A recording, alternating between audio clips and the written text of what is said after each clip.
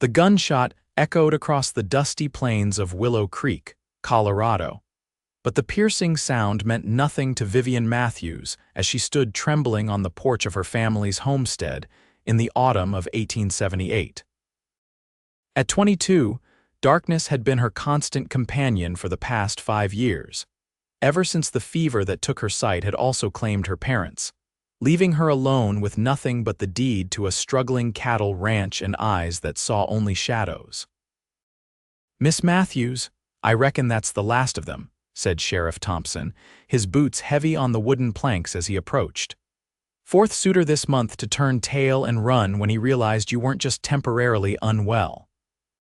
Vivian clutched her simple calico dress, the fabric worn thin from too many washings.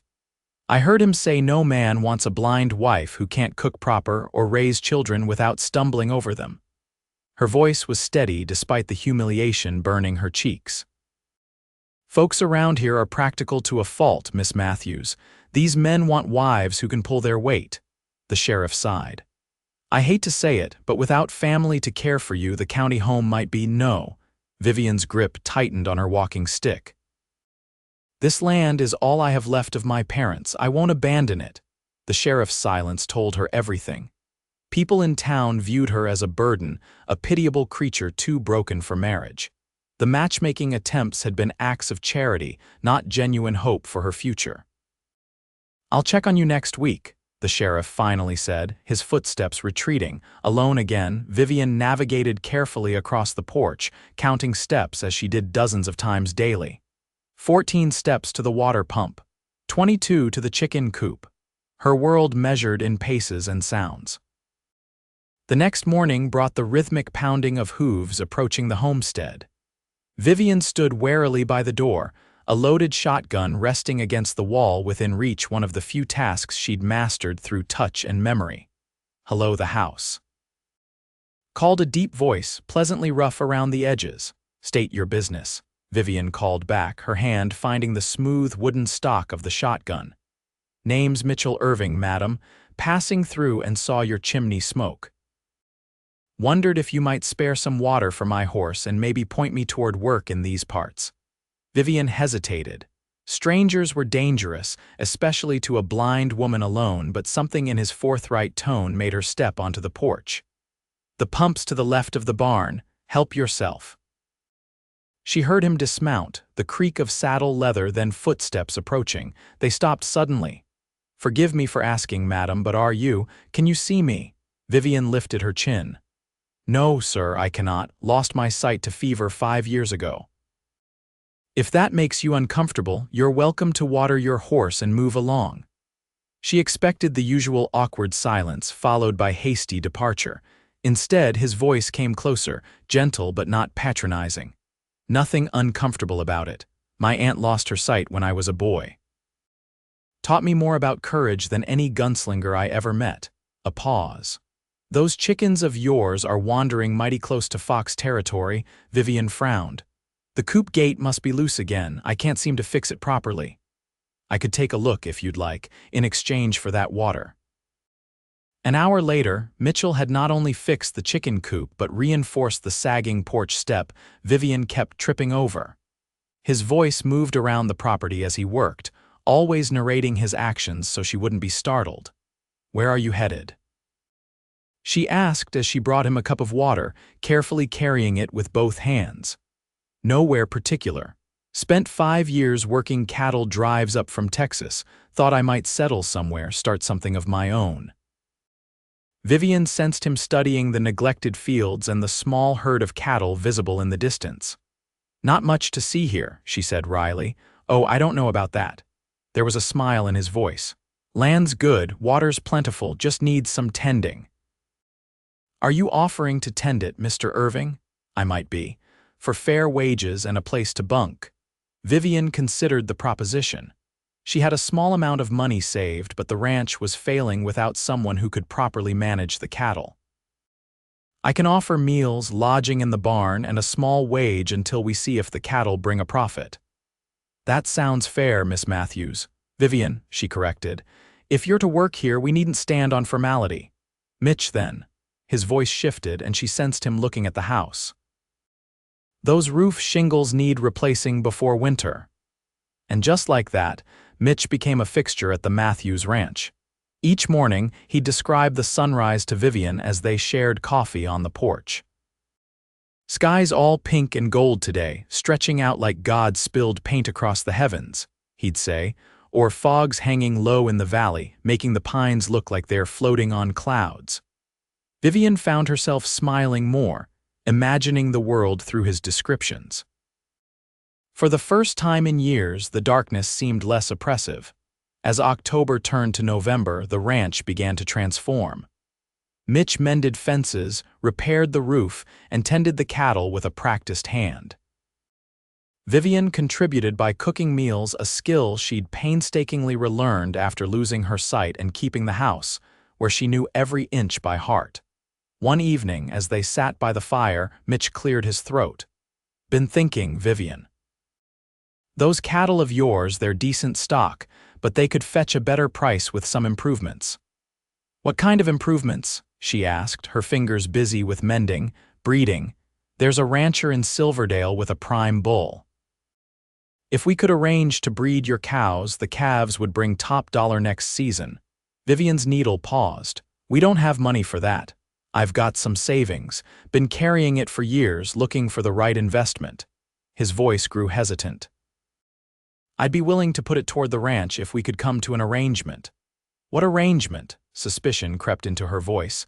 "A partnership. Officially. I put in my savings and labor, you contribute the land and existing stock, we split the profits." Vivian set down her mending. "Why would you do that, Mitch? I'm a blind woman with a failing ranch. It's hardly a sound investment." The floorboards creaked as he shifted closer. "I've worked for other men my whole life. At 30, I'm ready to build something of my own. This land has potential, Vivian, so do you." "My blindness doesn't define you," he interrupted firmly. "You navigate this house better than I do, you cook better than any chuck wagon cook I've known, and you've got a head for figures that would put most bankers to shame." Warmth spread through Vivian's chest at his words. No one had spoken of her with such respect since before her illness. "Let me think about it," she said quietly. That night, lying in bed, Vivian considered Mitch's proposal. It made practical sense, but something else nagged at her. In the weeks he'd been there, she'd grown accustomed to his presence, to the rumble of his voice, to the way he always announced himself before entering a room so she wouldn't be startled. The thought of making their arrangement permanent caused an unfamiliar flutter in her stomach. The next morning, Vivian agreed to the partnership. They rode into town together, Vivian seated securely in front of Mitch on his horse, his arms around her waist as he guided the animal. The townspeople's whispers followed them to the lawyer's office, where they signed the papers making them official business partners. Heard Mitch Irving's taking on more than just ranch work out at the Matthews place. She overheard Mrs. Peterson say to the general store owner as they left. "Fool man," came the reply. "Tying himself to a blind woman. What kind of future is that?" Vivian stiffened, but Mitch's hand gently touched her elbow. "Pay them no mind," he murmured. "Some folks can only see what's broken, not what's strong." Winter arrived with a vengeance that year. Heavy snow isolated the ranch for weeks at a time. Mitch moved from the barn into the small spare room of the house, as the temperatures dropped too low for the barn to be habitable. During the long evenings, they sat by the fire, and Mitch read to Vivian from books he'd purchased in town adventure tales, poetry, and newspapers with news from back east. Sometimes he described places he'd been during his cattle drive days, the vast plains of Texas, the mountains of Montana, the busy streets of Kansas City. "You've seen so much," Vivian said one night, her hands wrapped around a mug of hot cider.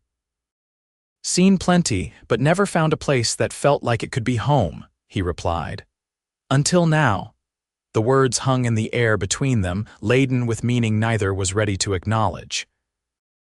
One particularly brutal January night, the temperature plummeted, and a blizzard howled around the homestead.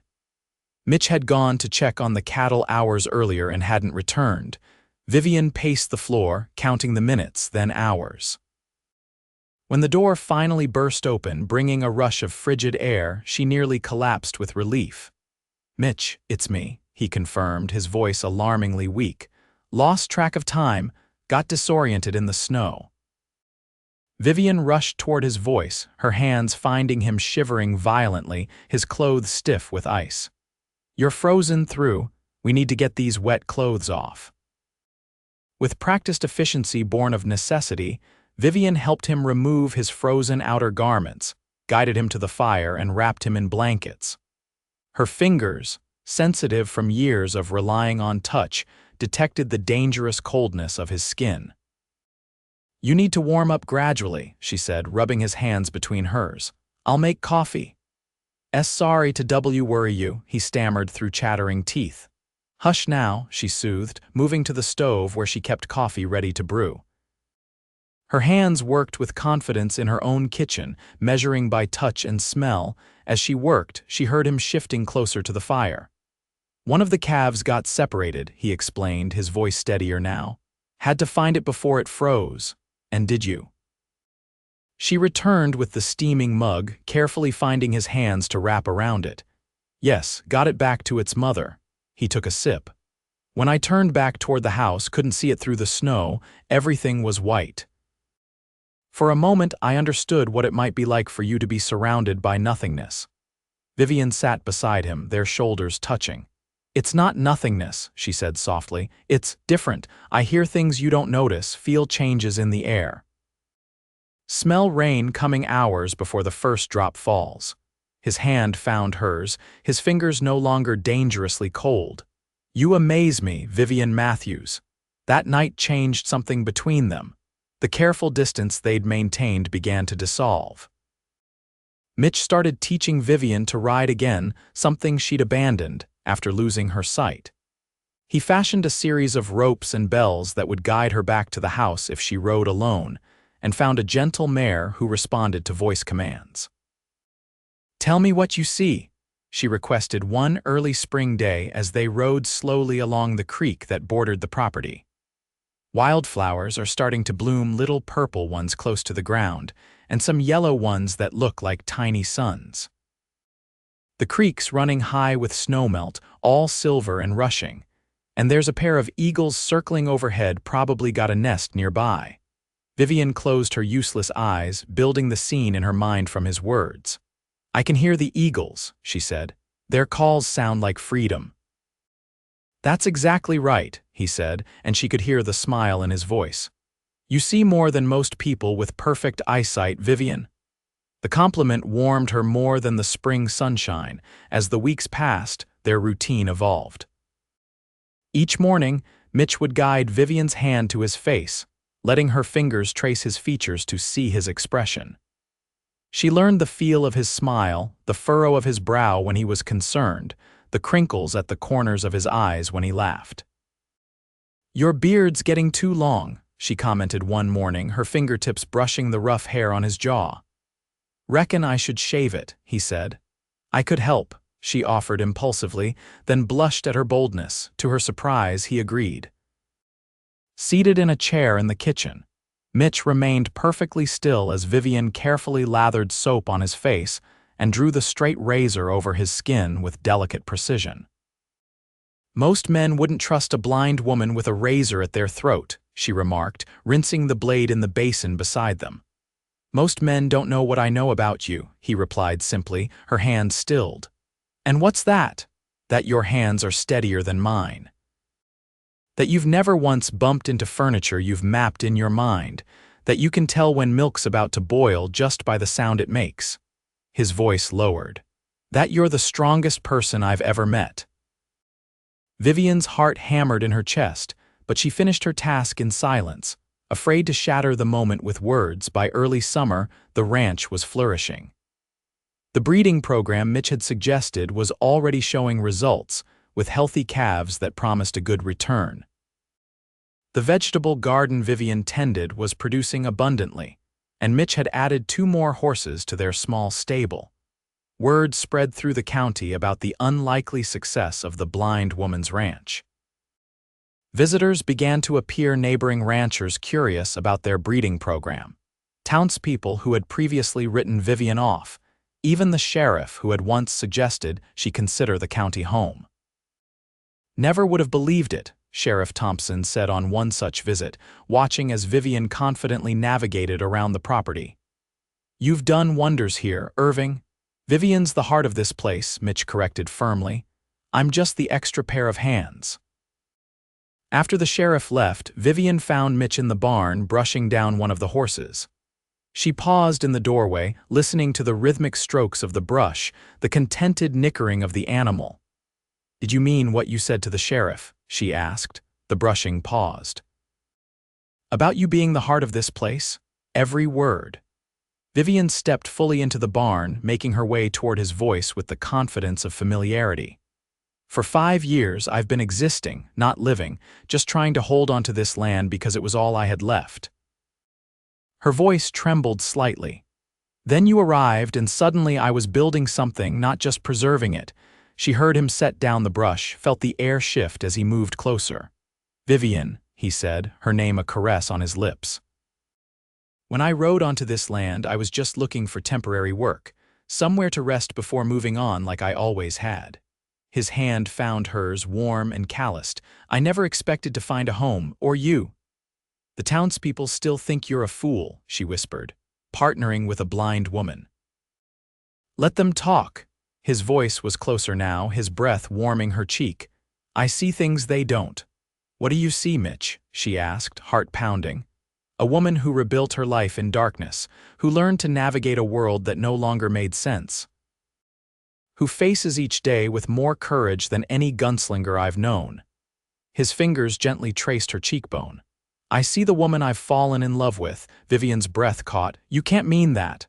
"I've never meant anything more. I love you, Vivian Matthews. Not despite your blindness, but with it, because it's part of who you are. The woman who amazes me every day." Tears welled in Vivian's sightless eyes. "I've been afraid to admit how I feel," she confessed. "Afraid you'd stay out of obligation or pity, not love." "Look at me, Vivian," he said softly, guiding her hands to his face. "Feel what I'm saying. There's no pity here, only love." Her sensitive fingertips traced his features, the earnest set of his brow, the gentle curve of his smile, the dampness on his cheeks that told her he, too, was moved to tears. "I love you, Mitch Irving," she whispered.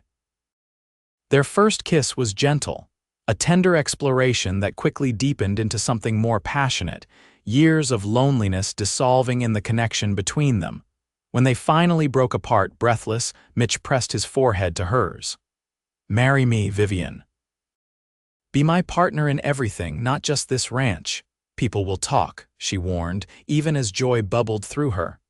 "Let them. I'll be your eyes when you need them, and you'll be my heart, which I need far more." They were married 2 weeks later in the small church in Willow Creek. The ceremony was simple, attended by the few neighbors who had come to respect their unusual partnership. Vivian wore a dress of pale blue silk, an extravagance Mitch had insisted upon, riding all the way to Denver to find fabric worthy of her. "You look beautiful," he whispered as they stood before the minister. "Describe it to me," she requested, a familiar exchange between them now. "The sunlight's coming through the stained glass windows, painting rainbows across your dress. Your hair's caught up with little white flowers, but one strand's come loose at your temple. Your cheeks are pink, and you're smiling so bright it puts the sun to shame." Vivian squeezed his hand in gratitude, seeing herself through his words. As they exchanged vows, the minister seemed momentarily perplexed by the unconventional couple before him, the blind bride and the cowboy who described the world to her. But when Mitch vowed not only to love and cherish, but also to be your eyes until death parts us, there wasn't a dry eye in the small church. Their wedding night was a tender discovery of each other. Vivian, who had lived so long in darkness, found that touch and sound and scent created a symphony more beautiful than any sight could have been. Mitch whispered descriptions of everything: the moonlight on her skin, the gold of her hair spread across the pillow, the look of love in his eyes as he gazed at her. "I never thought I would have this," she confessed afterward, nestled against his chest. "After I lost my sight, I resigned myself to a life alone. I never thought I'd stop wandering," he replied, stroking her hair. "Now I can't imagine being anywhere but here with you." The years that followed brought both challenges and joys. The ranch prospered under their joint care, eventually becoming one of the most successful in the county. They added onto the house, hired hands to help with the expanding herd, and even opened a small breeding operation that drew buyers from as far away as California.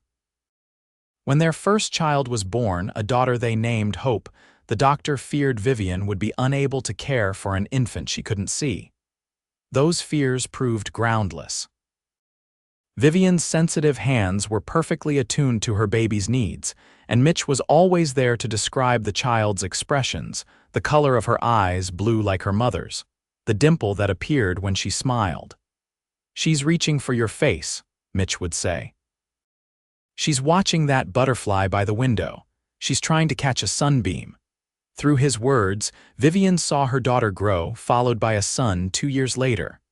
She taught them early that their mother navigated the world differently but was no less capable. The children learned to announce themselves when entering a room, to describe things they wanted her to see, and to guide her hand to objects instead of saying "over there."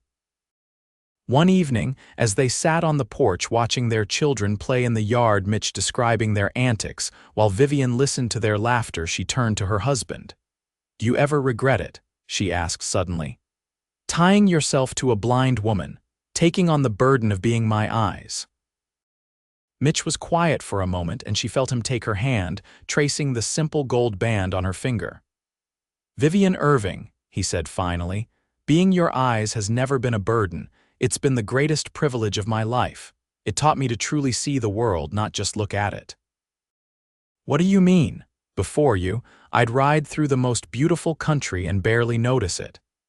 Now I see details I'd have missed, the way light catches on dewdrops, the different shades of green in the forest, how the sky changes color minute by minute at sunset. Describing the world for you taught me to actually see it." Vivian smiled, leaning her head against his shoulder. "And I see more through your words than I ever did with my eyes." "That's the miracle of us, isn't it?" Mitch said, his arm tightening around her. "Together, we see everything."